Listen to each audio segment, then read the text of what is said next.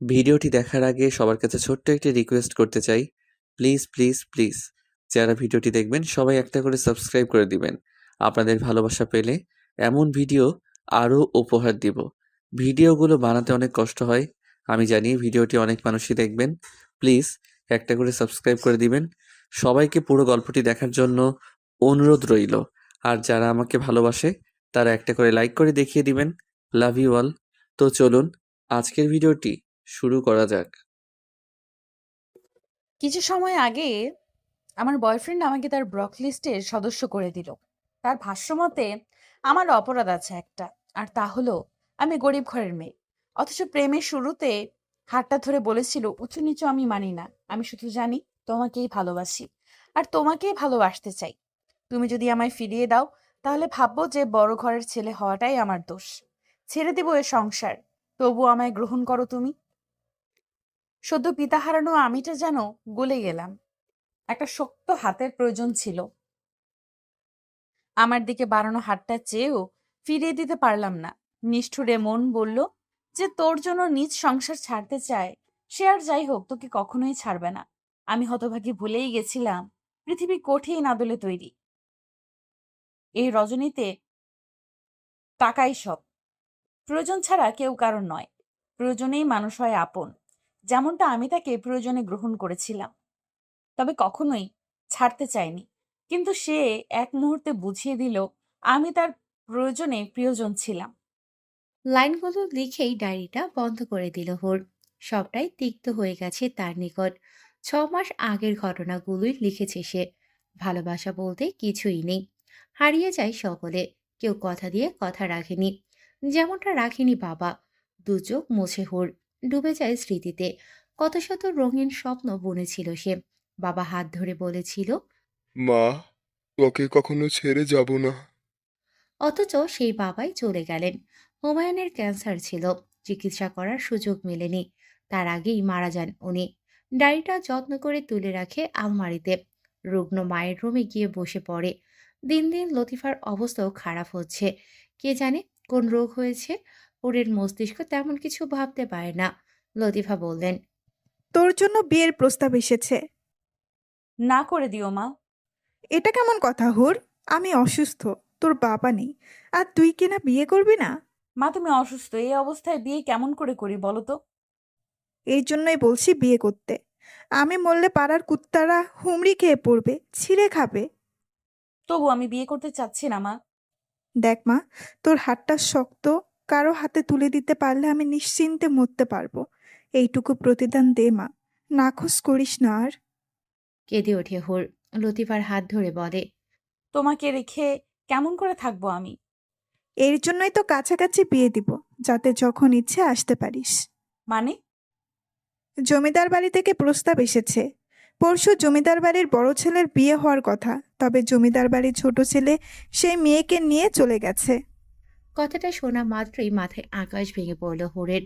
তাহির ওর প্রাক্তন হয়, আর সে তো জমিদার বাড়ির ছোট ছেলে। চোখ দুটো ছলছল করে ওঠে ওর। এ কেমন পরীক্ষার মধ্যে পড়তে হলো তাকে। যার সাথে বিয়ে হবে তাকে এখনো দেখেনি হুর। দেখার কোনো আগ্রহও নেই। মায়ের ইচ্ছের মর্যাদা দিতে গিয়ে নিজেকে বলি দিচ্ছে সে। কিছুই করার নেই এখন। এই পৃথিবীতে একজনই আছে তার, সেও শয্যাশায়ী। লতিফার কিছু হলে চারিপাশের হায়নারা ওকে কলঙ্কিত করে দেবে।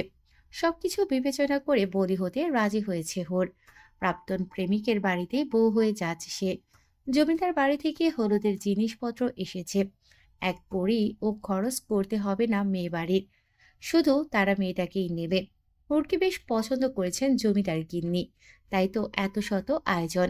হলুদ শাড়ি পরিয়ে উঠানে নেওয়া হয় হোরকে। লতিফা মেয়ের দিকে তাকিয়ে আছেন। দৃষ্টিতে খুশি ঝলমল করছে। মায়ের হাসি দেখে মৃদু হাসি হুর। মায়ের কোনো বড় অসুখ হয়েছে বলে তার ধারণা। সবাই হুরকে হলুদ লাগাতে থাকে। হঠাৎ করেই কয়েকজন এসে বলে, এই এই জমিদার গিন্নি এসেছে, সবাই সরে যাও।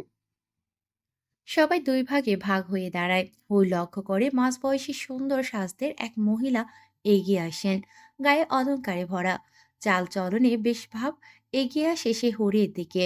হরির মাথায় হাত রেখে বলেন, মাশাআল্লাহ, আমার বাড়ির যোগ্য বউ হতে হবে কিন্তু।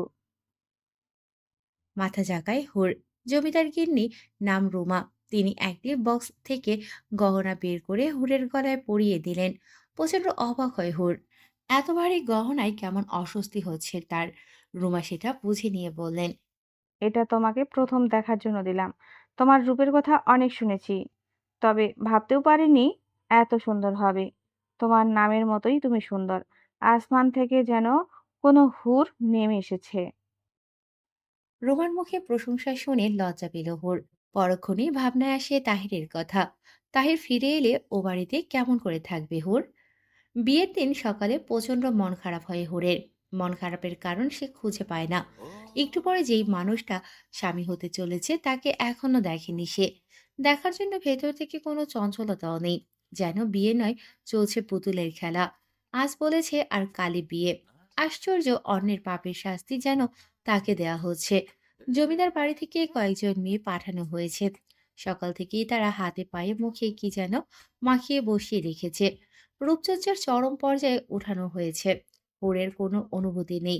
কিছু মেয়ে নানানভাবে মজা করে চলেছে। মেয়েটার সেদিকে ধ্যানই নেই। হঠাৎ করে বাহুতে ধাক্কা পায় ও। ঘুরে তাকাতেই দেখে দুটো মেয়ে হাসছে। অপ্রস্তুত হয় মেয়েটা। তিথি বলে, কি গো ভাবি, কোন ধ্যানে আছো? আমরা এতক্ষণ ধরে এসেছি অথচ তোমার কোনো ধ্যানই নেই। পুর ঈষৎ অপ্রস্তুত হলো, তারপর শুধালো, তোমরা? আমরা হলাম তোমার ননদিনী। ও আচ্ছা, দাঁড়িয়ে আছো কেন? বসো তোমরা। পুরের পাশে বসে তিথি জুহি আশেপাশে তাকিয়ে বলে, শোনো ভাবি যান, আমার ভাইয়া কিন্তু একদম অন্য রকমের। তাকে সব সময় হাতে রাখবে কেমন? মৃদু হাসে হুর। ফিস ফিস করে তিথি বলে, আমার ভাইয়ার যেন প্রথম রাতেই সব মিষ্টি পেয়ে যায় ভাবি। হুম। জুহির এহেন কথাতে লজ্জায় রাঙা হয় হুর। বাচ্চা বাচ্চা মেয়েরা কি সব কথা বলছে।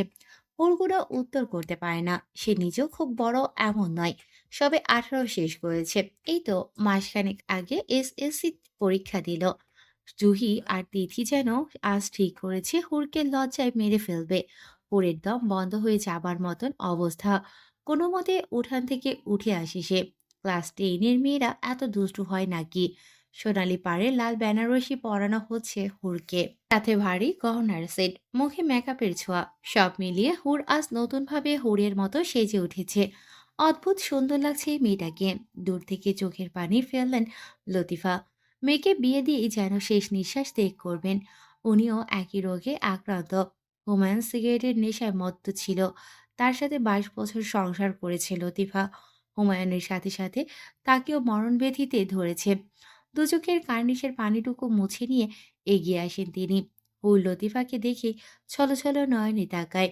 লতিফা মেয়ের কপালে চুমু দেন। হুরের বুক হু হু করে ওঠে।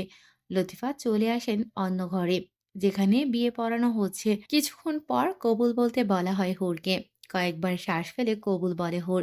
বিয়ের মোহরানা তৎক্ষণাৎ পরিশোধ করতে হয় জাহিনকে। মেয়েকে বিদায় দেওয়ার সময় ভেঙে পড়েন লতিফা। আশেপাশে মহিলারা সামলায় লতিফাকে।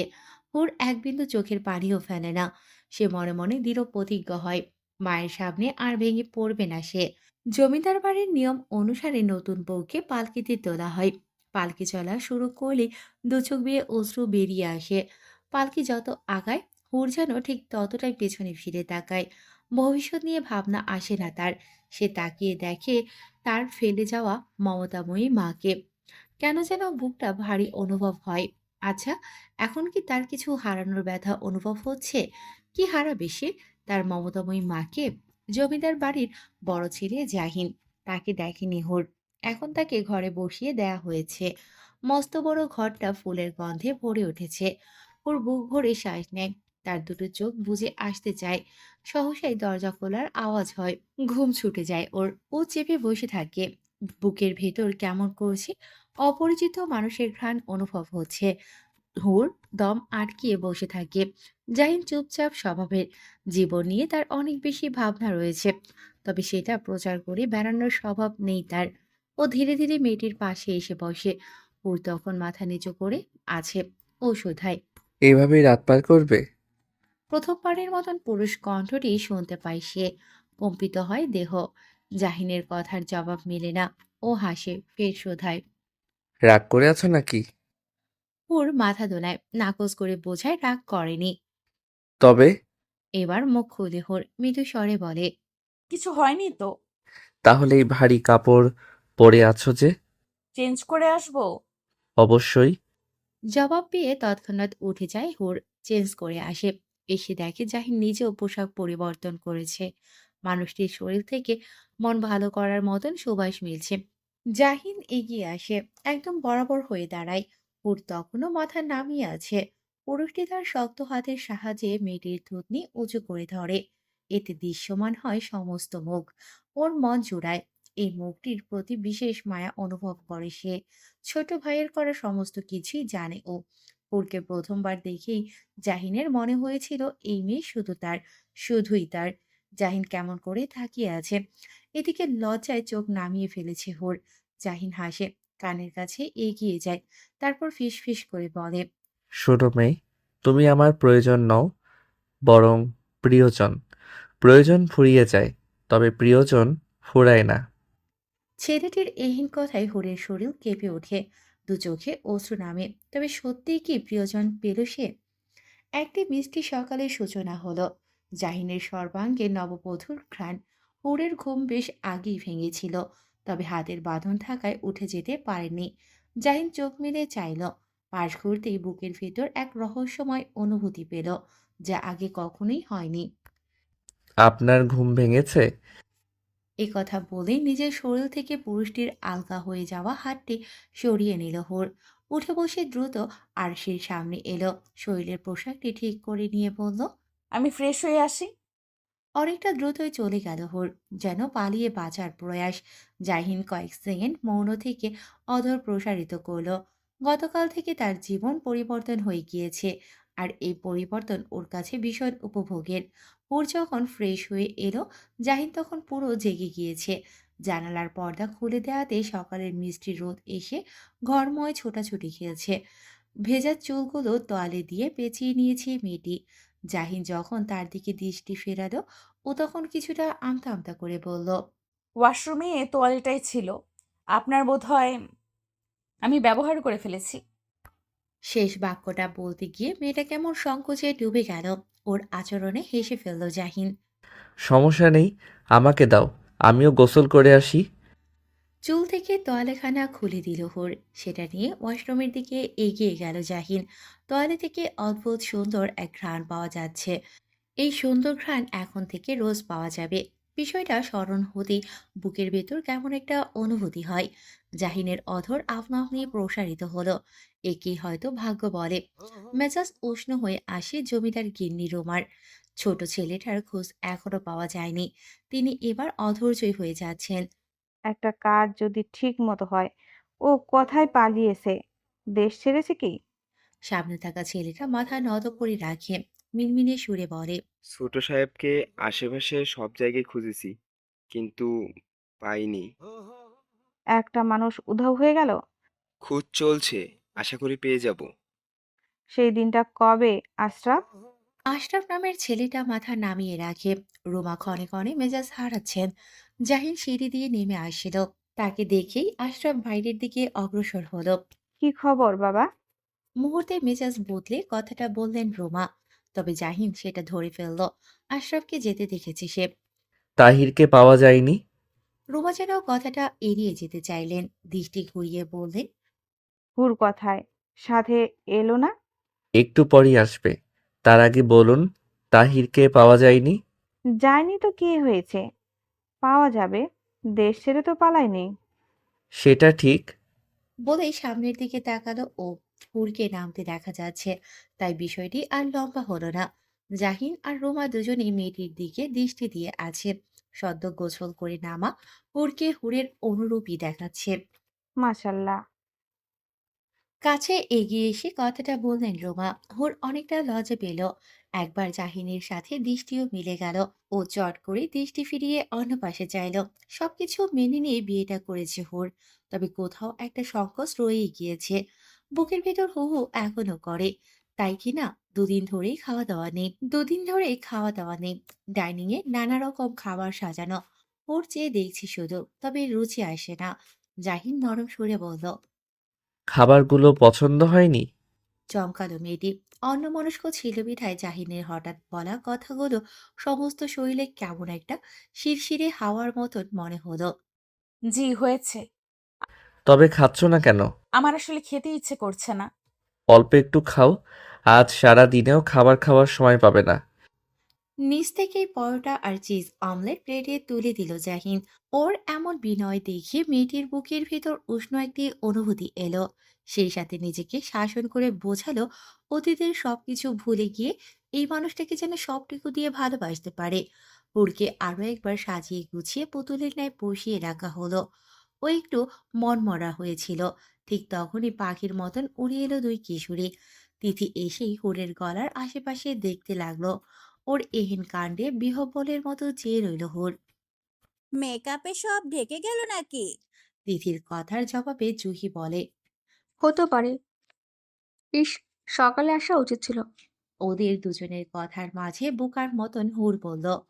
তোমার শরীরের কথা বলছো? Love bite. বলল জুহি। ওর কথায় চোখ বড় বড় করে ফেললো হুর। কেমন একটা লজ্জা লাগছে। তিথি ওর লজ্জা বাড়াতে কানের কাজ ঘেঁষে বলল, বলো। তোমার প্রথম রাতের রোমান্স কেমন হলো? হুম। আমাদের কাছে সব শেয়ার করতে হবে। ভাইয়া খুব রোমান্টিক, রাইট? হুড়ে যে কি অস্বস্তি হচ্ছে, এরকম কথাবার্তায় একদমই অভ্যস্ত নয় সে। ও চোখের দৃষ্টি নত রাখে। তবে এই দুই কিশোরীও থেমে থাকার পাত্রী নয়। নাছোড়বান্দা হয়ে একের পর এক প্রশ্ন করতে থাকে। অথচ হুর শুধু লজ্জায় মিয়ে যায়। চারিপাশে চোখ বোলায় যদি কাউকে পায় যে তাকে এই দুই কিশোরীর হাত থেকে রক্ষা করবে। কিন্তু হায়, পরিচিত কারোরই দেখা মেলে না।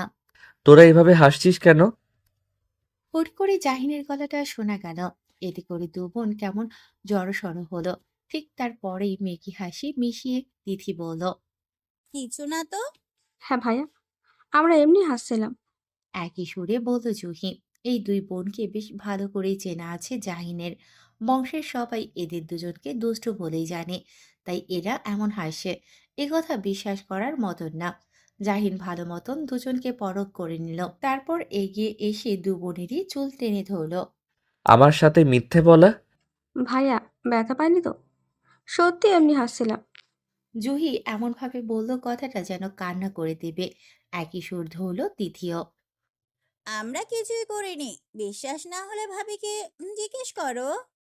হুড়ের দিকে অসহায় নয়নে তাকালো দুই বোনই। ও একটু আমতামতা করে বলল।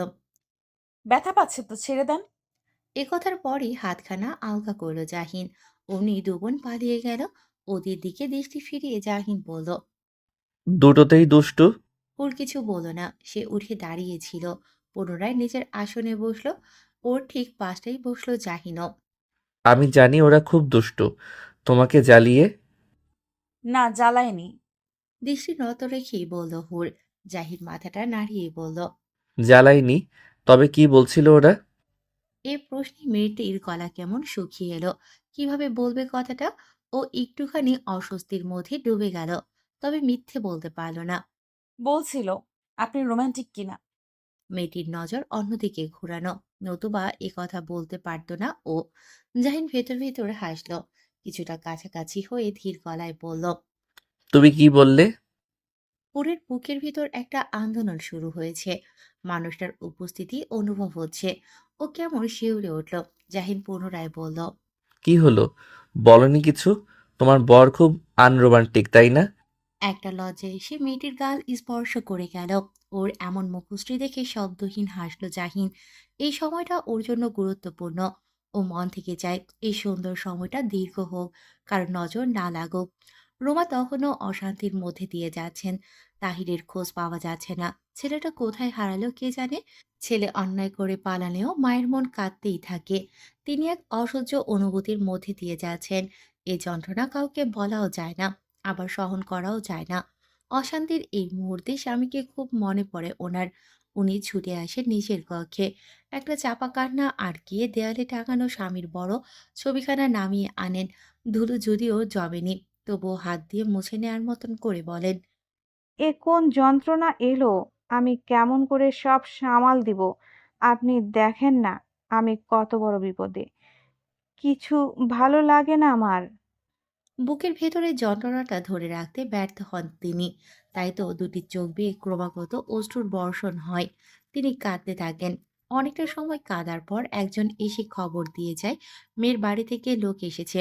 লোক বলতে হুরের মা আর চাচারা, যারা এতদিন সম্পর্ক রাখার চেষ্টা না করলেও হুরের বড় ঘরে বিয়ে হওয়াতে দরদ একেবারেই উতলে পড়ার মতন সমস্ত দায়িত্ব ঘাড়ে নিয়ে নিয়েছেন। অসুস্থ মাকে দেখে হুরের বুকের ভেতরটায় কান্নায় ভেঙে আসে। ও এগিয়ে এসে মা নামক মানুষটিকে জড়িয়ে ধরে, কেঁদে ফেলে শব্দ করে। এভাবে কাটলে আমার মেয়ের শ্বাস নষ্ট হয়ে যাবে তো। দেখি মা, আমার হুর, তাকা তো তুই। কাঁদতে কাঁদতে তাকায় হুর। এক অদ্ভুত রূপ খেলা করছে তার মুখশ্রীতে। কিছু মেয়ে থাকে যারা কাঁদলেও সুন্দর লাগে, হুরের বিষয়টিও তেমনই। মেয়েটি কাঁদলেও সুন্দর লাগে। দূর থেকে হুরের এই কান্না ভেজা মুখশ্রী দেখতে দেখতে হঠাৎই জাহিনের মনে হলো এই কান্না ভেজা মুখটা সুন্দর লাগলেও বুকের ভেতর কোথাও একটা দংশন ঘটাচ্ছে। ও নিজের কাছেই শপথ করল নিজের স্বপ্নকে দিয়ে এই মেয়েটির জীবন থেকে কান্নার দলাগুলোকে একটু একটু করে মুছে দেবে, যাতে কোনো অশুভ ছায়া এসে মেয়েটির চোখে জল না আনতে পারে। কান্না করতে করতে হঠাৎই ভরাট বুদ্ধিদীপ্ত গালে চাপদাড়ি যুক্ত অপূর্ব সুদর্শন মানুষটার দিকে নজর যায় হুরের। ও নাক টেনে কান্না থামায়। জাহিন এগিয়ে আসে, সালাম জানায়। লতিফার চোখে অশ্রু এসে যায়। তিনি হাত বাড়িয়ে ছেলেটার বাহু স্পর্শ করেন। বাবা, মেয়েটাকে দেখে রেখো। জাহিন শুরুতেই কিছু বলে না। ও বরং নজর ঘুরিয়ে হুরের দিকে যায়। কান্নার ধমকে মেয়েটি হিসকির মতন উঠে গিয়েছে। ছেলেটা অভিযোগের মতন করে বলে, আন্টি, আপনার মেয়ে তো কান্নাকাটি শুরু করেছে। সবাই তো ভাববে আমার কাছে সুখে নেই। একদিনেই বোধহয় তিক্ত হয়ে গেছে। লতিফা মেয়ের দিকে নজর ফেরান, চোখ দুটো লাল হয়ে আছে। তিনি একটু শাসনের মতো করে বললেন, তাই তো, বোকা মেয়েটা কিভাবে কাঁদছে। তুমি একটু মানিয়ে নিও বাবা। জাহিন হাসে, হুরের দিকে দৃষ্টি রেখেই বলে, কোনো চিন্তা করবেন না আন্টি। কবুল বলার সাথে সাথে ও আমার দায়িত্ব হয়ে গিয়েছে। এই দায়িত্ব আমি মাথায় তুলে রাখবো। অন্য কেউ কেন, ও চাইলেও এই দায়িত্ব থেকে আমি সরব না, কখনোই না। হুরের ছোট্ট একটা ঘর রয়েছে, তবে বেশ পরিপাটি করে গোছানো। মেয়েটার মাঝে কোনো সংকোচ দেখা যাচ্ছে না। ও খুব যত্নের সাথে জাহিনের ব্যাগপত্র তুলে রাখলো। বাইরে থেকে কথা শেষ করে এসে জাহিন সেটাই দেখলো। সাধারণভাবেই এমন পরিবেশে কখনোই তার থাকা হয়নি। একটু অসুবিধা হবে মনে হচ্ছে। ওর মুখশ্রী দেখে হুর শুধালো, কিছু ভাবছেন? ভাবছি তো, কি? তোমার কথা। একটা মৃদু হাসিতে মেয়েটির অধর প্রসারিত হলো। জাহিন এগিয়ে এসে খাটে পা তুলে বসল। একটা বিষয় ভালো, ঘরটার মেঝে পাকা করা, নতবা মানিয়ে নিতেও খুব কষ্ট হতো। আপনার ব্যাগপত্র ওখানটায় রাখা। ঘরের এক কোণে ছোট্ট একটা পুরাতন স্টিলের আলমারি রয়েছে, সেখানটায় নির্দেশ করলো হুর। জাহিন একবার চোখ বুলিয়ে হুরের দিকে নজর ফেরালো। আমরা এখানে কদিন থাকবো? প্রশ্নটা করলো হুর। জাহিন একই সুর ধরে বলল, তোমার যতদিন ইচ্ছে হবে। আমার ইচ্ছে, হুম। কিন্তু আপনার অসুবিধা হবে না? সত্যিকার অর্থে কিঞ্চিত অসুবিধা হবে, তবে সেটা প্রকাশ করল না ও, বরং হেসে বলল। তোমার অসুবিধা হবে? এর প্রশ্নে মেয়েটি তবদা খেলো যেন, জবাব দিতে পারল না। জাহিন হেসে ফেলল। বোকার মতন কথা বললে। অসুবিধা কেন হবে? না, ঠিক তা নয়। আপনি তো এমন পরিবেশে অভ্যস্ত নন। কেন? আমি কি এই এলাকার মানুষ নই? হলেও আপনি তো এখানে থাকতেন না, শহরেই ছিলেন। তাছাড়া জমিদার বাড়ির কাছে আমাদের এই কুঁড়েঘর কিছুই না। জাহিন কিন্তু জবাব দিল না। ও একটু সময় নিল, তারপর মাথা দোলালো। এহেন আচরণে হুর প্রশ্ন নিয়ে চেয়ে রইল। এবার জাহিন বলল, সেটা ঠিক বলেছ। আপনি তাহলে আজ থেকে কাল চলে যেন, আমি কটা দিন থেকেই যাই। মনে হচ্ছে আমাকে তাড়াতে চাচ্ছ। আমি সেটা বোঝাতে চাইনি। কিন্তু মনে তো হচ্ছে। আপনার অসুবিধা হবে ভেবে বলেছি। মাথাটা নত করে বলল ও। জাহিন ভালো মতো মেয়েটাকে দেখতে লাগলো। তার থেকে অনেকটা ছোট এই মেয়ে। প্রথম যখন দেখেছিল তখন তো আরো ছোট ছিল। এখন তবুও পরিপক্ক একটা ভাব এসেছে। সাধ্য মতন আয়োজন করেছেন লতিফা, তবুও তিনি সন্তুষ্ট হতে পারছেন না। এত এত খাবার দেখে হুর বলল। এত সব কেন করছো? মেয়ের দিকে তাকিয়ে লতিফা বললেন, বোকার মতো কথা বলিস কেন? এত সব কোথায়? জমিদার বাড়ির তুলনায় এগুলো কিছু? কিন্তু আমাদের তুলনায় তো অনেক কিছু মা। ওর পুনরায় চোখ বুলালো। দুপুরের খাবারের আয়োজন এত বিশাল যে একটা বড় টেবিলেও জায়গা হবে না। ও মায়ের দিকে সরল চোখে তাকালো। তারপর হুট করে নজরে এলো মায়ের কানের দিকটায়। সেটা দেখে আঁতকে উঠল ও। মা, তোমার কানের দুল কোথায়? লতিফা একটু চমকালেন, কানে হাত দিলেন, তারপর আমতা আমতা করে বললেন। আছে, খুলে রেখেছি। হুর যেন বিশ্বাস করতে পারল না। বিশ্বাস করার মতও না। ও মায়ের দিকে ছলো ছলো নয়নে চাইল। দুল বিক্রি করে দিয়েছো? এই কথায় লতিফা মেয়ের দিকে দৃষ্টি ফেরালেন, হাত দ্বারা গাল স্পর্শ করে বললেন। ছেলেটা প্রথমবার এই বাড়ি এসেছে, একেবারে চা তা খাওয়ানো যায় না।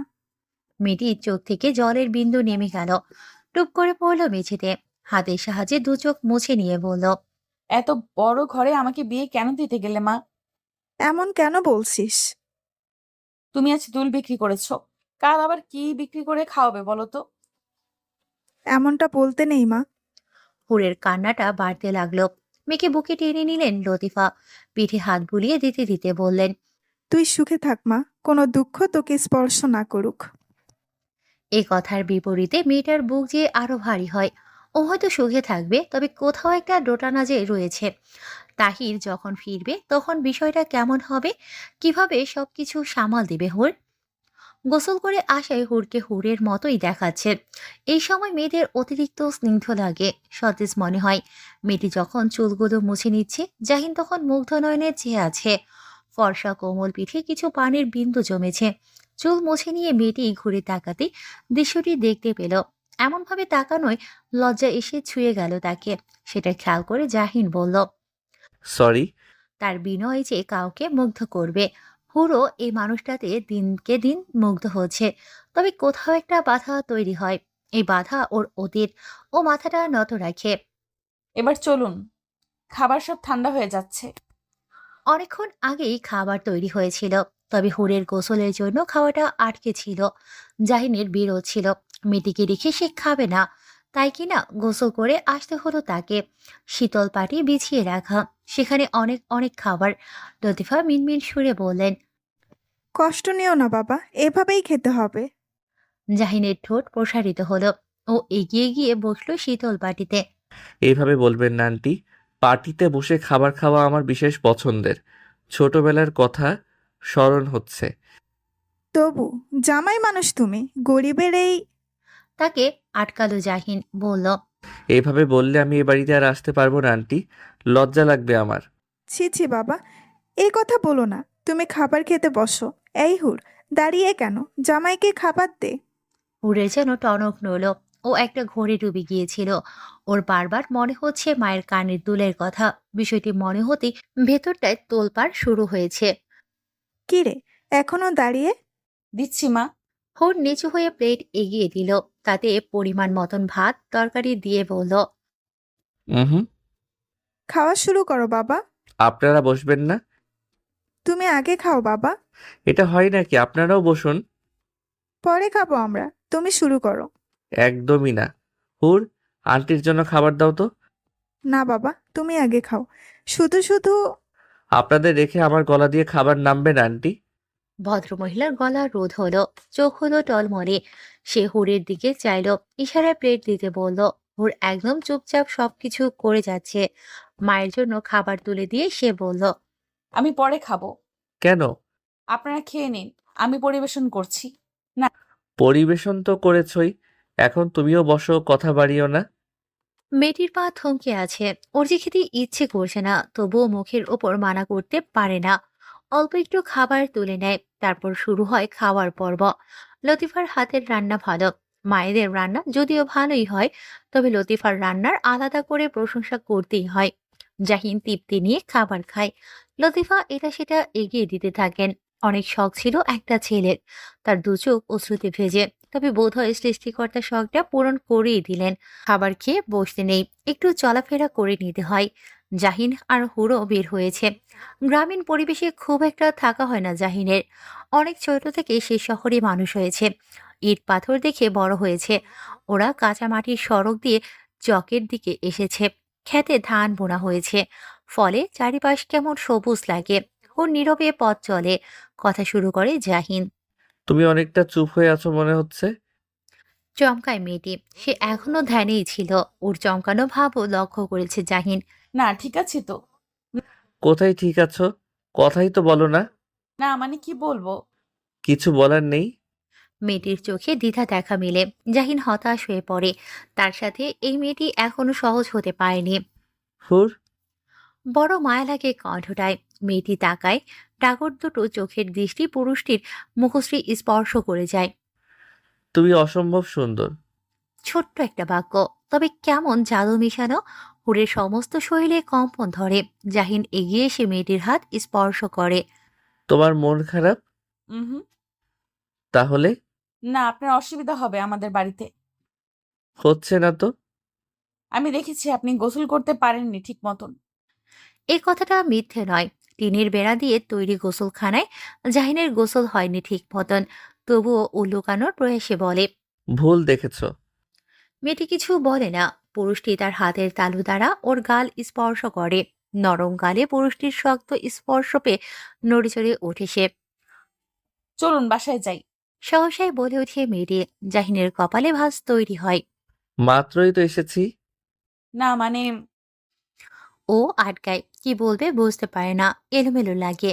দ্বিধা তৈরি হয় বুকে, সেটি বোঝে জাহিন। তাই বলে। চলো ফিরে যাই। তারপর চলতে থাকে গন্তব্যের দিকে। এবার অনুশোচনা জাগে মেয়েটির অন্তরে। পুরুষটি তার থেকে কিছুটা আগানো। বড় মায়া দিয়ে গালখানা স্পর্শ করেছিল। আরো কি না দ্বিধায় পড়ে মানুষটাকে বিভ্রান্ত করলো। এই অন্যায় পাপ হুরকে একটু একটু করে দহন দিতে লাগলো। এক সুখময় যন্ত্রণার প্রতি নিয়ত তাকে গ্রাস করে চলেছে। জাহিনকে তার ভালো লাগে। মানুষটার স্পর্শ তাকে পরিপূর্ণ করে তোলে। কিন্তু তাহির নামক দ্বিধাটি সেই সুন্দর বিষয়গুলোকে প্রতিনিয়ত এলোমেলো করে দেয়। শুধু মনে হয় যখন তাহির ফিরবে তখন কেমন হবে। সবকিছু ঠিক থাকবে তো, নাকি সবকিছু ভাসিয়ে নেবে বানের জলের মতন।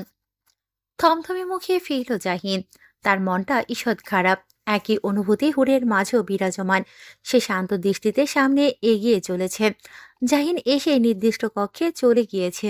হুরকে দেখে লতিফা ডাকলেন। এসেছিস? মাত্রই তো গিয়েছিলি। দুপুরের খাবার তো লেট করে খেলাম মা। বিকেলেও হয়ে এসেছে, তাই ফিরে এলাম। বেশি দূর যাইনি। ইচ্ছে করেই মিথ্যেটা বলল হুর। সে চায় না মা কোনোভাবে বিষয়গুলো নিয়ে কষ্ট পাক। ও চায় মা ভালো থাকুক। ভালো কথা মনে করালি। ছেলেটাকে একটু চা করে দে, ভালো লাগবে। মেয়ের বাহু স্পর্শ করে বললেন লতিফা। হুর শুকনো একটি ঢোক গিলে তারপর এগিয়ে যায় রান্নাঘরের দিকে। আধুনিক কোনো কিছুই নেই, ছোট্ট একটা রান্নাঘর, যার চারপাশটা পাটখড়ি দিয়ে তৈরি করা। প্রতি বছর বৃষ্টির সময় পাটখড়ির পচন হয়, তখন আবার বেড়া খুলে নতুন করে লাগানো হয়। উপরে অবশ্য টিনের চাল করা, না হলে আরেক বিপত্তি হতো। হুর চুলায় চায়ের পানি বসালো। তারপর কিছু শুকনো পাতা এনে মাটির চুলায় প্রায় পুরোটাই ভরাট করলো।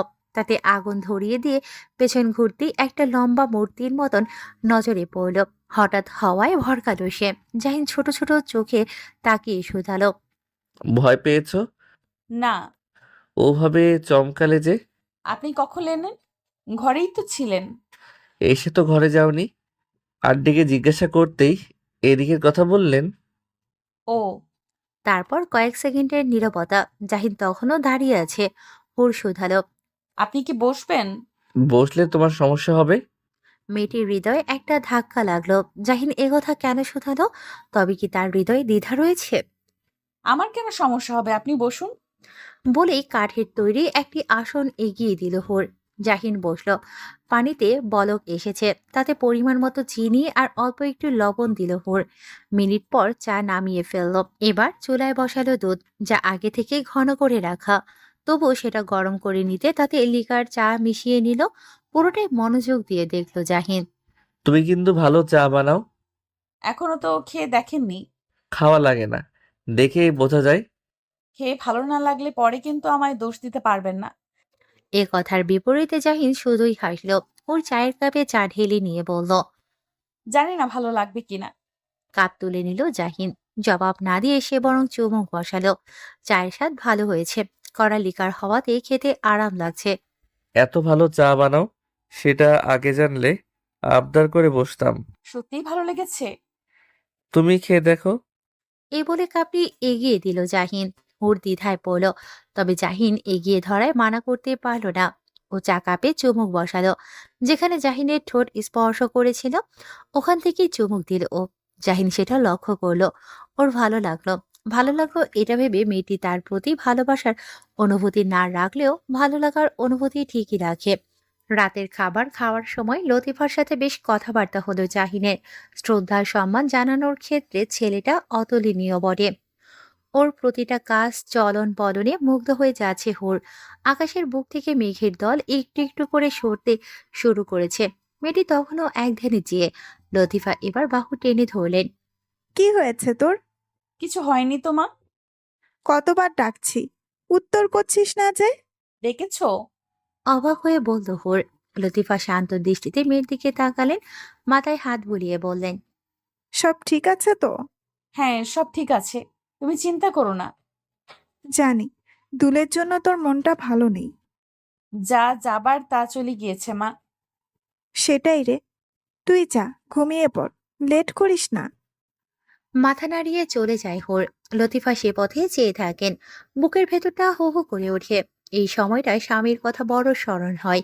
লোকটার চলে যাওয়ার পর মেয়েকে ধরে বেঁচেছিলেন, তবে মেয়েরা যে অন্যের ঘরের জন্য বড় হয় আর নিজের ঘরে দিয়ে যায় শূন্যতা। জাহিনের ঘরটা বিশাল, সেই সাথে রয়েছে নানা ধরনের জিনিসপত্র।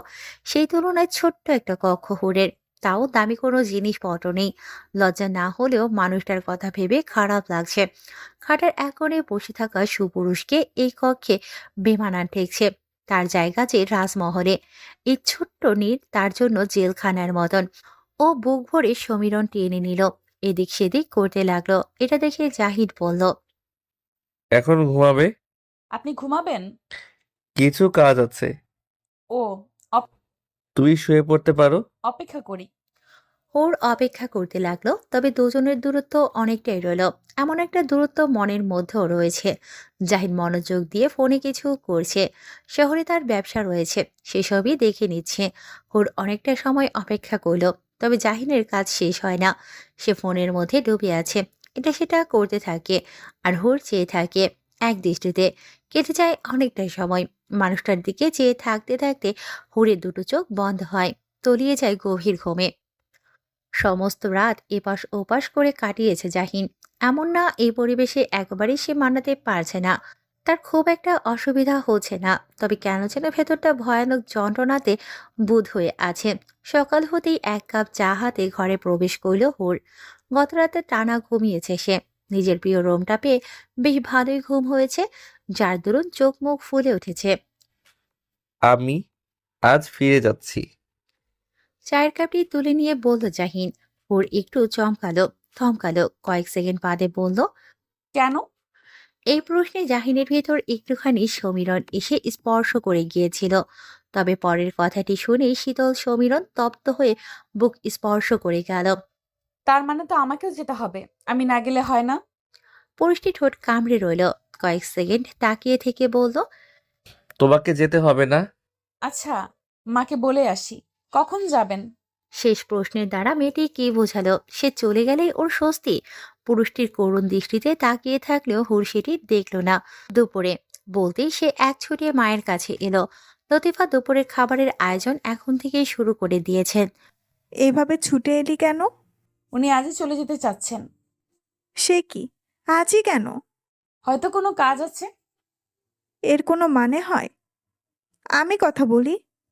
লতিফা আঁচল টেনে উঠে দাঁড়াতেই বাদ সাধল হুর। মায়ের বাহু চেপে ধরে বলল, কি দরকার? দরকার নেই বলছিস? পাগল কোথাকার, ছেলেটা কাল এসেছে, আজই চলে যাবে। মেয়েকে ঠেলে তিনি কক্ষে পৌঁছালেন। জাহিন তখন চায়ের কাপটি রেখে নিজের ব্যাগপত্রে হাত দিয়েছে। বাবা তোমরা নাকি আজ চলে যাবে? জাহিন কিছু বলার সুযোগ পেল না, তার পূর্বেই পেছন থেকে হুর বলল, আমি যাব না তো। লতিফা মেয়ের দিকে দৃষ্টি ফেললেন, তারপর আবার জাহিনের দিকে তাকিয়ে বললেন, এটা হয় বাবা, তুমি চলে যাবে, কালই তো আসলে। আমাকে শহরে যেতে হবে আন্টি, কিছু কাজ পড়ে গেল। তাহলে হুড়ো ফিরে যাক, তুমি আসলে তখন আবার দুজন এসে থেকো। না আন্টি, ও থাক, আমি এসে নিয়ে যাব। কোনোভাবেই কি থাকা যায় না? খুবই আর্জেন্ট হয়ে গেল, না হলে এভাবে চলে যেতাম না। আমি কথা দিচ্ছি আবার আসবো। ঠিক আছে বাবা, যেভাবে ভালো হয়। আমি রান্না বসাই। লতিফা ছুটলেন রান্নাঘরের দিকে। মেজামাকে সবটুকু দিয়ে আপ্যায়ন করছেন তিনি। আপনি ব্যাগও নামিয়ে ফেলেছেন? খাটের উপরে থাকা ব্যাগটা দেখেই শুধালো হুর। জাহিন উত্তর দিল না। কঠিন মুখে ব্যাগটা তুলে নিয়ে বলল, 1 সপ্তাহ পর আসবো। আচ্ছা। এইটুকু। আর কিছু কি মেয়েটার বলার নেই? জাহিন সবটা বোঝে, জানে, তবুও ওর হতাশ লাগে। গতকাল বিকেলের ঘটনাটি স্মরণ হলো। সে উষ্ণ একটু চুম্বনের আশায় মেয়েটির দিকে অগ্রসর হচ্ছিল, অথচ কৌশলে তাকে ফিরিয়ে দিয়েছিল মেয়েটা। একজন স্বামীর কাছে বিষয়টি কষ্টের। দুপুরের খাবার খেয়ে মাত্র কয়েক মিনিট অপেক্ষা করলো জাহিন, তারপরেই ব্যাগপত্র নিয়ে বের হয়ে গেল। লতিফা আরও একবার অনুনয় করলো, তবে অনুনয়টি রাখতে পারল না ছেলেটা। কোনো অনুভূতি হচ্ছে না। মানুষটি ওর স্বামী, একটা ভালো লাগা কাজ করে ঠিকই, তবে সংকোচ দরুন দূরত্বটা রয়ে গিয়েছে। ও এটা ভেবে স্বস্তি পেল মানুষটিকে অন্তত এই পরিবেশে আর কষ্ট পেতে হবে না। তাছাড়া কিছুটা সময় ওর প্রয়োজন। আজকাল হৃদয় বড় প্রহার করে চলেছে। জাহিনের কাছাকাছি হওয়া মাত্রই তাহিরের কথা স্মরণ হয়। তীব্র অস্বস্তিতে ভালো লাগা পরিণত হয় বিভ্রমে। ভয় এসে চেপে ধরে গলা, আর তারপর বাড়ে দূরত্ব। আশ্চর্য হলেও সত্য, জাহিনের ফোন নাম্বারটি তার কাছে নেই। সন্তান নামাজ শেষ করে এসে মা বললেন, জাহিনের সাথে কথা বলেছিস? এ কথায় চমকায় মেয়েটি। কথা বলতে পারে না। লতিফা মাত্রই নামাজ শেষ করে এসেছেন, মেয়ের পাশে বসেন। সব ঠিক আছে? হ্যাঁ মা, সব ঠিক আছে, তুমি ভেবো না। ভাবতে চায় না রে মা, তবুও ভাবনায় এসে যায়। ও বাড়ির সবাই কেমন? ওর শান্ত দৃষ্টিতে মায়ের দিকে চায়। এই নারীটির জীবনে কি আছে? কিছুই তো নেই, শুধু সে আছে। তার জন্যই তো নিজের সবটুকু শেষ করে চলেছেন। হুরের ভেতরটা তীব্র খারাপ লাগায় বুঁদ হয়ে গেল। ও মায়ের কাঁধে মাথাটা এলিয়ে দিল। সবাই ভালো মানুষ মা, সবাই খুব ভালো, তুমি চিন্তা করো না। মুখে একথা বললেও ওর ভেতরে যে প্রহার চলে, তাহির নামক ব্যথাটা পুনরায় বুকে এসে আন্দোলন করে। ও মনে মনে প্রার্থনা করে তাহির যেন ফিরে না আসে। সে ফিরলে হুরের জীবনটা বানের জলে ভেসে যাবে। একটা সুন্দর সংসার হওয়ার পূর্বেই তাতে ভাঙচুর হবে, যা শেষ করে দেবে একাধিক জীবন। তখন বিচ্ছেদ ছাড়া আর কোনো উপায় থাকবে কি? প্রথম দিন ভালোভাবে গেলেও দ্বিতীয় দিন হুরের ভেতরটায় অস্থিরতা নেমে এলো। ওর হৃদয়ের ছটফট বাড়তে লাগলো। নিজের বোকামি খেয়াল করে মন খারাপ করে বসে রইল সে। সেই মন খারাপ বোধ হয় জাহিনের কাছে ঠিক ঠিক পৌঁছে গেল। তাই তো ছেলেটার কল এলো সন্ধ্যার কিছু সময় পূর্বে। তখন আকাশ ঈষৎ লাল হয়ে এসেছে। সূর্য ডুবে গিয়ে ধীরে ধীরে চাঁদের আগমন ঘটতে শুরু করেছে। সেই সন্ধ্যার আগ মুহূর্তে ভীষণ ব্যাকুল হয়ে পড়ল হুর, তবে কথা বলতে পারল না। ওপাশ থেকে সুর ভেসে এলো। হুর, মেয়েটির হৃদয় যেন এক পশলা বৃষ্টির স্পর্শে নেচে উঠল, তবে গলা দিয়ে কথা যে আসে না। হুর শুনতে পারছো? হুম। মেয়েটার জবাব নেই। এবার জাহিনের কপালে এক ভাঁজের উদয় ঘটে। ও ঠোঁট কামড়ে কয়েক সেকেন্ড চুপ থাকে, পুনরায় ডাকে। হুর, ঠিক আছো তুমি? এবার কিছুটা হাঁপিয়ে গিয়েছে, এমনভাবে মেয়েটি বলে। জি, আমি ঠিক আছি। তারপর কয়েক সেকেন্ডের নীরবতা, কেউ কথা বলে না। জাহিন বোধহয় ইচ্ছে করে সময় দেয়। সেই সময়টুকু পেয়ে মৃদু সুরে হুর বলে, আপনি ঠিক আছেন? হ্যাঁ। ছোট্ট একটা জবাব, তবে প্রশান্তির। হুরের ভালো লাগে, একই সাথে কান্না পায়। কান্না পায় মানুষটার নাম্বার না থাকার কারণে। আমি আসলে দুঃখিত। লজ্জা, অস্বস্তি আর কষ্ট থেকে ছোট্ট এই বাক্য বলে হুর। জাহিন একটু চুপ থেকে বোঝার প্রয়াস করলো, অন্তরের জবাবটির সাথে মিলিয়ে নিতে শুধালো। কেন? আমার কাছে আসলে আপনার নাম্বার ছিল না, তাই কল করতে পারিনি। বিষয়টি স্বাভাবিক ও অস্বাভাবিক দুই অনুভূতির মিশ্রণ, তবে জাহিন সেসব তোয়াক্কা করল না। ওর মন খারাপ ও হয়নি। ও বোঝদার মানুষ, মেয়েটির অনুভূতি বোঝে, জানে, মানিয়ে নেয়ার চেষ্টা করে। কোনো ব্যাপার না। তুমি বলো সব ঠিকঠাক যাচ্ছে কিনা? আমি ঠিক আছি, কিন্তু আপনি? ওকে আটকে দেয় জাহিন, বলে, আমি রাগ করিনি। কিন্তু আমার যে কষ্ট লাগছে। জাহিনের অধর প্রসারিত হয়। এই মেয়েটির হৃদয় সে যে স্থান তৈরি করতে পেরেছে এ নিয়ে কোনো সন্দেহ নেই, তবে দ্বিধাটা এখনো বিদ্যমান, সেটাই কাটিয়ে নিতে হবে। আপনি সত্যিই রাগ করেননি? রাগ করলে কল করতাম? জানি না, আমার শুধু মনে হচ্ছে আপনাকে রাগিয়ে দিয়েছি। হুম, একদমই রাগ করিনি। তুমি এটা মনে রেখো না। অমন সময় সন্ধ্যার আজান পড়ল। ওরা দুজনেই চুপ হয়ে গেল, মনোযোগ দিয়ে আজান শুনল। আজান শেষ হলে জাহিন বলল, কোনো ব্যাপার না, তুমি এটা নিয়ে ভাববে না। আমি পরে আবার কল করব। আচ্ছা। বলেই কল কাটল হুর। ভেতর ঘর থেকে মায়ের ডাক পড়েছে। ছোট ছোট কদমে এগিয়ে গেল সে সেদিকে। মেয়ের মুখটার কিছু ভালো লাগার পরশ অনুভব করতে পারলেন লতিফা। এগিয়ে এসে বললেন, নামাজ পড়বো, অজু করে আসি চল। কথা মতন মাথা নাড়ল হুর। কল পাড়ে এসে অজু করতে বসলো। অজুর পানি মুখ স্পর্শ করে যেতেই ভেতরটা শীতল হয়ে এলো। মনে পড়ল জাহিনের বলা কথাগুলো। জাহিন যখন বলছিল, আমার প্রয়োজন নও প্রিয়জন। সেই মনোমুগ্ধকর বাক্য হুরের হৃদয়কে আরো একবার আন্দোলিত করে। চোখ ভিজে যায় অশ্রুতে। ও মনে মনে প্রার্থনা করে এই মানুষটা ওর দ্বারা কখনো যেন না ঠকে। মনের ভিতরে জাগা সমস্ত দ্বিধা যেন ধুয়ে মুছে পরিষ্কার হয়। আর জাগ্রত হয় শুদ্ধ ভালোবাসা। যেই ভালোবাসা অন্তরে লালন করে একে অপরকে সঙ্গী করে পথ চলবে যতদিন প্রাণ থাকবে এই ধরে।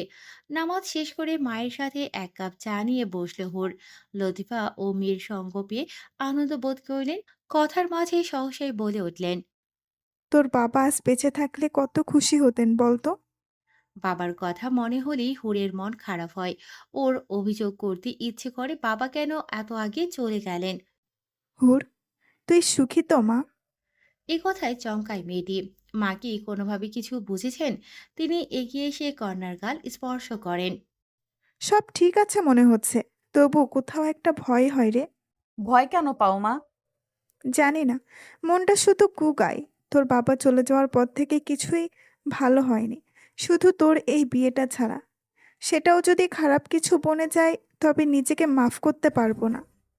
লতিফার মুখ থেকে এহেন সব কথায় হুরের হৃদয়টা ছটফট করে ওঠে। ও মায়ের হাতটা নিজের বুকের কাছে এনে ধরে। চোখ দুটোই অশ্রু এসে গিয়েছে। এই বিয়েটা খারাপ কিছু হবে না মা, তোমায় কথা দিলাম আমি। কন্যার মুখের পানে চেয়ে থাকেন লতিফা। বুক ভরে দম নেন। স্বামীকে আরো একবার স্মরণ করেন, তাকান সামনের দিকে। সুখের সংসার ছিল তার, অথচ মানুষটা নেই। কতগুলো মাস হয়ে গেল। কাজের জন্য জাহিন কল করতে পারল না। অনেকটা সময় ধরে অপেক্ষায় ছিল হুর। এবার সে ব্যস্ত হলো। আরো কয়েক মুহূর্ত অপেক্ষা করে কল করে ফেললো। কল রিসিভ হলো কিছু সময় পরই, তবে ব্যস্ত ভঙ্গিতে জাহিন বলল, একটু কাজে আছি, আমি কল ব্যাক করব। এরপর কল কাট হলো। মেয়েটি কিছুই বলতে পারল না, তার অপেক্ষা বাড়তে লাগলো। এক পর্যায়ে সে বুঝলো অপেক্ষার শব্দটি ভীষণ যন্ত্রণার। ও হতাশ হয়ে জানালার কাছে এসে বসলো। আকাশের বিশাল চাঁদের দিকে তাকিয়ে বলল, চাঁদের তো কলঙ্ক আছে, তবু সবাই তাকে ভালোবাসে। আমার কলঙ্কটুকু কখনো জানলে জাহিন কি ভালোবাসবে? একপাক্ষিক কথায় কোনো উত্তর আসে না। হুর ও উত্তর পেল না। জানালায় মাথা ঠেকিয়ে নিরলসভাবে চাঁদের দিকে চেয়ে রইল। চাঁদ খুব সুন্দর হয়। দেখলেই ভেতরটা শান্তি শান্তি লাগে। রাতের আধারে এক টুকরো সাদা আলোর মতন লাগে। মনে হয় আকাশের বুকে সাদা পদ্ম ফুটেছে। ও চেয়ে থাকে এক দৃষ্টিতে। তারপর চোখ দুটো লেগে যায় অজান্তেই। সেই ঘুম ভাঙে ফোনের রিংটনে। জাহিন কল করেছে। কয়েক মুহূর্ত সময় নিয়ে খপ করে ফোনটি নিজের কাছে নিয়ে আসে। কল রিসিভ করতেই ওপাশ থেকে জাহিন বলে, সরি, তোমাকে অপেক্ষা করতে হলো। এই সামান্য সরিতে কি আছে হুর জানে না। তবে এই সামান্য শব্দটি ওর নিকট অসামান্য লাগে। চোখ দুটোই ভালো লাগা এসে স্পর্শ করে যায়। ঠোঁট দুটো কাঁপে। তৃষ্ণা জাগে অন্তরে। মানুষটিকে একটুখানি জড়িয়ে ধরার জন্য হৃদয় হয় ব্যাকুল। কিন্তু হায় আফসোস, সেই ইচ্ছেটুকু জাহির করতে পারে না সে। শুধু চাতক পাখির মতন তৃষ্ণার্ত হয়ে চেয়ে থাকে। তৃষ্ণার্ত হয়ে থাকে মানুষটার দর্শনের। চোখের পলকে দিন যেতে থাকে। হুরের তৃষ্ণা ও বাড়ে। কটা দিনে মানুষটার প্রতি অনুভূতি আরো বেশি গাঢ় হয়। কথায় আছে চোখের আড়াল মানেই মনের আড়াল। তবে কখনো সখনো তা ভুল প্রমাণিত হয়। চোখের আড়াল হলেই মনের আড়াল হয় না। অনুভূতি যদি হয় খাঁটি, তবে ভালোবাসার তৃষ্ণা বাড়তেই থাকে। হুরের হৃদয় পবিত্র। যদি না তাহির নামক যন্ত্রণা দ্বিধা তার জীবনের সাথে না জড়িয়ে যেত, তবে আরো আগেই ভেতরের অনুভূতিটা প্রস্ফুটিত হতে পারত। সেটি হয়নি, তবে এই দূরত্ব তার হৃদয়কে ব্যাকুল করেছে। একদিন তো মেয়েটি ভীষণ কেঁদেছে, ও কেঁদেছে মানুষটাকে এক নজর দেখার জন্য। সেই কান্না দেখেছে রাতের আধার চাঁদ ও কিছু জোনাকি পোকা। তাদের সাথে গল্প করেছে হুর, বিলিয়েছে মনের দুঃখ। সেই দুঃখের খবর বোধহয় জাহিনের কাছেও পৌঁছে গেল। একদিন হুট করেই আগমন হলো তার। মেয়েটি তখন গোসল করে এসে উঠানে চুল শুকিয়ে নিচ্ছিল। মানুষটা প্রবেশ মাত্রই থরথর করে কেঁপে উঠল সে। ওর কাঁপুনি স্পষ্ট লক্ষ্য করেছে জাহিন, তাই কিনা অদরে মিষ্টি হাসি এসে ধরা দিয়েছে। হাত ভরাট করে জিনিসপত্র নিয়ে এসেছে ছেলেটা। হুর তখনও দাঁড়িয়ে এক দৃষ্টিতে চেয়ে ভেতরে ঘর থেকে লতিফা বললেন। কে এলো রে হুর? মেয়েটি বলতে পারল না, থম ধরে রইল। লতিফা নিজেই বেরিয়ে এলেন, জাহিনকে দেখে ভারী অবাক হলেন। বাবা তুমি আসবে, আমাকে তো মেয়েটা কিছু বললো না। জাহিন শুরুতেই সালাম জানালো, তারপর বলল। আমি কিছু জানাইনি আন্টি, হুড়ো জানতো না। মেয়েটির দিকে দৃষ্টি ফেললো জাহিন, চোখ দুটোই অবিশ্বাস ও মুচকি হাসলো। লতিফা বললেন। এখনো দাঁড়িয়ে আছিস কেন? এই মেয়েটা যে কি! বলতে বলতে মেয়ের গা স্পর্শ করলেন তিনি। ধ্যান ভেঙে চাইল হুর। লতিফা বললেন। জামাইকে ঘরে নিয়ে যা। ও মাথা ঝাঁকালো, তারপর জাহিনের হাত থেকে কিছু জিনিসপত্র নিজের হাতে তুলে নিয়ে ঘরের দিকে এগোলো। স্বীয় কক্ষে ফিরে জিনিসপত্রগুলো রাখা মাত্রই জাহিন শুধালো। কদিনেই মনে হচ্ছে শুকিয়ে গিয়েছো। সত্যি শুকিয়েছে মেয়েটা। আর সে সামনে দাঁড়িয়ে গলার কাজটা অনাবৃত করলেই খাঁচা দেখা যায়। ও কিছু বলে না, মাথা নামিয়ে রাখে। ওই ব্যাগটা আন্টিকে দিও। হাত বাড়িয়ে ব্যাগটা তুলে হুর এপাশ ওপাশ করে দেখে বলে। কি? খুলে দেখো। কথা মতো ব্যাগ খুলতে থাকে হুড। ততক্ষণে গায়ের শার্টটি খুলে ফেলে জাহিন। সে গোসল করেই এসেছে, শুধু শার্ট ফেলে টি শার্ট পরে নিলেই হবে। ব্যাগটা খুলতে খুলতে জাহিনের অনাবৃত দেহের দিকে মেয়েটির চোখ আটকে যায়। সুদর্শন বলতে যা বোঝায় তার সবটুকুই মানুষটার মাঝেই রয়েছে। ও চোখ নামিয়ে ব্যাগটা খুলে ফেলে। সুন্দর দুটো শাড়ি রয়েছে তাতে, রংটা মায়ের সাথে বেশ মানাবে। আন্টিকে দিয়ে এসো। রংটা ঠিক আছে? মায়ের জন্য এনেছেন? হুম। উল্টিয়ে পাল্টিয়ে দেখে হুর। এইটুকু বোঝে শাড়িগুলো বেশ দামি। ও একটু অস্বস্তি অনুভব করে। ওগুলোর দরকার ছিল না। কেন? কত দামি এগুলো, শুধু শুধু খরচ করলেন। দামের কথা কেন বলছো? উপহার কখনো দাম দিয়ে বিচার করতে হয় না। কি সুন্দর করে কথাটা বলতো জাহিন, মন জুড়িয়ে যাওয়ার মতন। হুরের ভেতরটা স্বস্তিতে ভরে ওঠে। অনেকদিন হয় মা নতুন কাপড় পরে না। মাকে নতুন কাপড়ে দেখার লোভটা একেবারে সামলাতে পারল না ও। চট করে চলে গেল মায়ের কাছে। মা তখন তড়িঘড়ি করে রান্না বসিয়েছেন। ছেলেটা আসবে জানলে কত আগে রান্না বসিয়ে দিতাম। কি অবস্থা! ঘরে তো ভালো কিছুও নেই। সে কথায় পাত্তা দেয় না হুর। ও বরং একটা শাড়ি নিয়ে মায়ের দিকে এগিয়ে যায়। সেটা আলগোছে মায়ের গায়ে রাখতেই লতিফা বলেন। কি করছিস? একটু চুপ করো তো। পরপর দুটো শাড়ি মায়ের গায়ে দিয়ে দেখে হুর। সত্যিই খুব সুন্দর। ওর দুটো চোখ খুশিতে ভরে ওঠে। আজকে একটা পরবে। এইসব কি? এই শাড়ি এগুলোতে অনেক দাম মনে হচ্ছে। তোমার জন্য নিয়ে এসেছেন। হায় আল্লাহ, এত টাকা! এই বলে শাড়ি দুটো হাতে তুলে নিলেন লতিফা। লজ্জায় তার মুখ রাঙা হয়ে গিয়েছে। কি কাণ্ড বলতো! ছেলেটা এসে থেকে গেল, আমি কিছু দিতেও পারলাম না। এর মধ্যে লতিফা হীনমন্যতা অনুভব করলেন। হাজার হোক মেয়ের জামাইত্ব, যত্ন করার দায়িত্ব তিনি বিচলিত হলেন। ওর মায়ের বাহু চেপে ধরে শান্ত করতে বলল। তুমি এমন কেন করছো? এমন করব না? ছেলেটাকে কিছু দিতে পারলাম না। উনি ভালো মানুষ মা, বুঝদার। এসব নিয়ে কষ্ট পেও না। লতিফা সরল চোখে মেয়ের দিকে তাকালেন। এই প্রথম মেয়ের মুখ থেকে প্রশংসা শুনলেন তিনি। ওনার ভেতরটা খুশিতে ভরল। তিনি একটু দ্বিধায় ছিলেন, মেয়েটা সুখে আছে কিনা এটা ভেবে বুকটা হু হু করছিল। কিন্তু এখন মনে হচ্ছে মেয়ের জন্য সর্বোচ্চ ভালো সিদ্ধান্ত নিয়েছেন তিনি। সেই জন্য মনে মনে সৃষ্টিকর্তার নিকট শুকরিয়া আদায়ও করলেন। শুধু লতিফার জন্য নয়, হুরের জন্য নতুন পোশাক এনেছে জাহিন। দুপুরের খাওয়া দাওয়া শেষ করেই বলেছে বিকেলে তারা বের হবে। এই তারার মধ্যে আছেন লতিফাও। এই শুনে তিনি বড় লজ্জায় রাঙা হয়েছেন। মানা করেছেন, তবে জাহিন জানিয়েছে যেতেই হবে। ও চায় চলে যাওয়ার আগে একটা সুন্দর বিকেল কাটাতে। পাশের গ্রামে মেলা বসেছে, সেখানে যাবে তারা। লতিফাকে এক প্রকার জোর করেই নতুন কাপড় পরালো হুর। তারপর হাসি হাসি মুখে মাকে জড়িয়ে ধরল। কতদিন পর তোমায় এভাবে দেখলাম মা। লতিফা লজ্জা পাচ্ছিলেন, তার লজ্জা দেখে হুরের আবার চোখে জল আসে। মা মেয়ে একচোট লজ্জা, খুশি ও চোখের জল ফেলে। তারপর হুর চলে আসে নিজের কক্ষে। জাহিন পুরো তৈরি, কালো রঙের টি শার্ট পরেছে সে। অদ্ভুত সুন্দর লাগছে তাকে। আর চোখে মানুষটাকে দেখতে দেখতে চুল ঠিক করছিল হুর। আর জাহিন ছিল ফোনে মগ্ন।